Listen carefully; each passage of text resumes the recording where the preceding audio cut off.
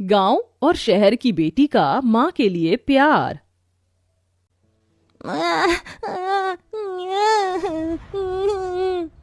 सुन सुन नन्ही लोरी की धुन, हो जा मीठे सपनों में गुन। सुन सुन नन्ही लोरी की धुन, हो जा मीठे सपनों में गुम। तारी रा रा रम, रा रा रा रा रम। जलते हुए लालटेन की मध्यम रोशनी में वो गरीब माँ अपनी दो बेटियों के साथ झोपड़ी में बैठी थी, जिसके पति की जलती चिता की आग अभी ठंडी भी नहीं हुई थी। गोद में 2 दिन की बच्ची थी।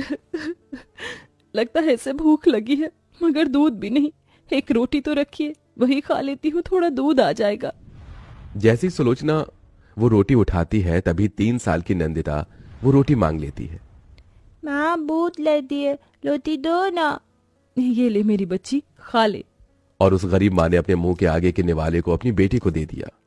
एक माँ के दिल में औलाद के लिए ममता के सिवा कुछ भी भरा नहीं होता। सुलोचना की शादी सुदेश से हुई थी। जैसे तैसे दोनों का जीवन गरीबी में गुजर बसर हो रहा था। जिसे सुलोचना को नंदिनी और 2 दिन पहले एक और बेटी हुई, मगर दुर्भाग्यवश एक हादसे में सुदेश की मौत हो गई। उसने उस परिवार को तिनके की तरह बिखेर दिया। ऐसे में समाज ने उस माँ को कोसने में कोई कसर भी नहीं छोड़ी। हे भगवान, किसी और माँ को मुझसा दिन मत दिखाना जब वह अपनी औलाद को छाती से सटाकर दूध भी ना पिला सके। जैसे तैसे सुलोचना चीनी का घोल पिलाकर अपनी दोनों बेटी को थपकी दे देकर सुला देती है और अपनी जिंदगी का मकसद अपनी दोनों बेटियों को पाल पोस कर पढ़ाना लिखाना बना लेती है, जिसके लिए वो मजबूर होकर अमीर के घर झूठे बर्तन मांजने लगती है। देखते देखते 10 साल बीत जाते हैं, जिसमें नंदिनी अपनी माँ के दुखों को समझती थी, तो वहीं तानी बिल्कुल अलग थी। माँ क्या कर रही हो? मुझे दर्द हो रहा है। कितनी बार कहा है ना, मुझे ये गंदा सा तेल लगाकर चंपू मत बनाया करो। मेरा टिफिन दे दो, मुझे स्कूल के लिए देरी हो रही है। तानी, तो इस तरह से माँ से क्यों बात करती है? माँ तो हमसे कितना प्यार करती है। कोई प्यार नहीं करती है ये हमसे। अगर प्यार करती तो हमें ये गरीबों वाली जिंदगी नहीं देती, हमें सड़ी हुई सी झोपड़पट्टी में नहीं रहते। तानी की ऐसी कड़वी बोली अक्सर ही गरीब सुलोचना का मन दुखाती। उस रोज तानी जब स्कूल में अपने खाने का टिफिन देखती है तो आलू की भुजिया देखकर पिनक जाती है। तभी उसके साथ बेंच पर बैठी रितु ने कहा, देखो देखो, आज भी इसकी गरीब माँ ने रोज की तरह आलू की भुजिया दी है। बेचारी गरीब कहीं की। उस रोज तानी तिलमिलाई हुई घर आती है, फिर भी सुलोचना अपनी थकान को छिपाकर मुस्कुराती है। अरे आ गई मेरी प्यारी बिटिया। तानी टिफिन को झनाक से पटक कर अपनी माँ को कोसने लगी। कैसी गरीब माँ हो तुम, रोज रोज आलू की भुजिया और रोटी दे देती हो। तुम्हारी वजह से आज मेरे दोस्तों के बीच मेरा कितना मजाक उड़ा, पता है? उनकी माँ उन्हें मटर पनीर बनाकर देती है। तानी मेरी बहन, माँ हमको पढ़ाने लिखाने के लिए कितनी मेहनत कर रही हैं। तो कौन सा उपकार कर रही है? महलों सी जिंदगी थोड़ी दे रही है इस झोपड़ी में। सर्दी में ठिठुरते रहो और गर्मी में सड़ते रहो। जब गरीबी ही देनी थी तो पैदा क्यों किया? तानी के उस सवाल ने उस गरीब माँ के मन को छलनी छलनी कर दिया। मैं एक अच्छी माँ नहीं बन पाई। तभी डबडबाई आंखों से नंदिनी ने सुलोचना को देखते हुए कहा, माँ मुझे नहीं पढ़ना, मैं भी आपके साथ काम करूंगी। दिन गुजरता गया। नंदिनी ने पूरे घर की जिम्मेदारी संभाल ली और सुलोचना अब बर्तन मांजने के साथ कोठी में रोटी बनाने का काम भी करने लगती है, ताकि वो अपनी दोनों बेटी को हर खुशी दे सके। हालांकि तानी को कपड़े लत्ते से लेकर हर चीज मांगते ही मिल जाती, पर नंदिनी कुछ भी नहीं मांगती। मगर कहते हैं ना, दुखों में पली औलाद बड़ी दिमागदार होती है। कुछ दिनों बाद गांव में सरकारी सिलाई सेंटर खुल गया।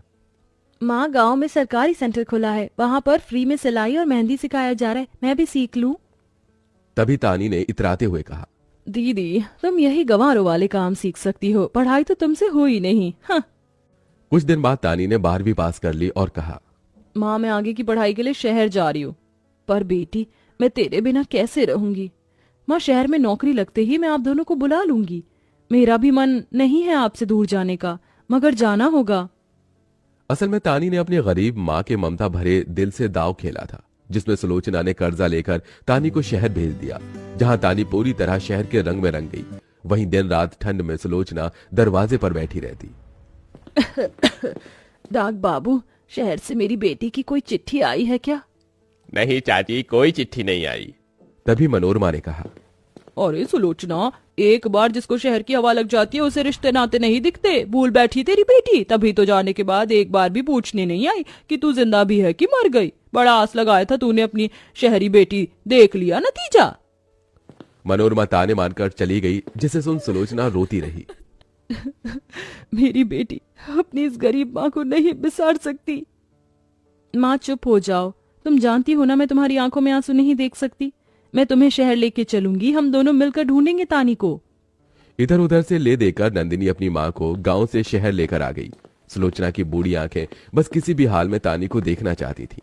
तभी दोनों ने उसे कुछ आवारा लड़कों के साथ जाते देखा। हाँ वेल, आज की पार्टी बहुत अच्छी थी। वो तो होनी थी, तानी ने जो दी थी। नंदिनी, वो देख तानी। तानी रुक जा बेटी। सुलोचना नंदिनी का हाथ छुड़ा के जैसे आगे बढ़ी, कमजोर शरीर की वजह से वो जमीन पर गिर गई। तानी, क्या ये दोनों गंवार तुम्हारी माँ और बहन हैं? नेवर, मैं तो इन्हें जानती भी नहीं। ये कहकर तानी अपने बड़े से फ्लैट में चली आई, जहां नंदिनी और उसकी गरीब माँ सादे गांव के लिबास में वहां चले आई। उन्हें देख तानी ने चिढ़कर कहा, तुम दोनों गंवार शहर क्यों आई हो? तुझसे मिलने बहन। जानती हो तानी, माँ ने तुम्हें कितना याद किया। तुमने ना हमारा फोन उठाया और ना ही कभी शहर लेने आई। तुम दोनों गंवार को शहर लाकर मुझे अपनी बेइज्जती थोड़ी करानी थी। क्या बताऊंगी मैं जब मेरे दोस्त मुझसे पूछेंगे कि तुम्हारी माँ क्या करती है? तो क्या मैं उनको ये कहूंगी कि मेरी माँ बर्तन मांजने वाली है? मेरी क्या इज्जत रह जाएगी फिर? अपनी शहरी बेटी के इस बात से सुलोचना को बड़ा धक्का लगा। उसकी आंखों से झरझर आंसू बहने लगे। बेटी, तू चाहेगी तो मैं किसी को नहीं बताऊंगी कि मैं गरीब बदनसीब तेरी माँ हूँ। हमें यहाँ रहने दे।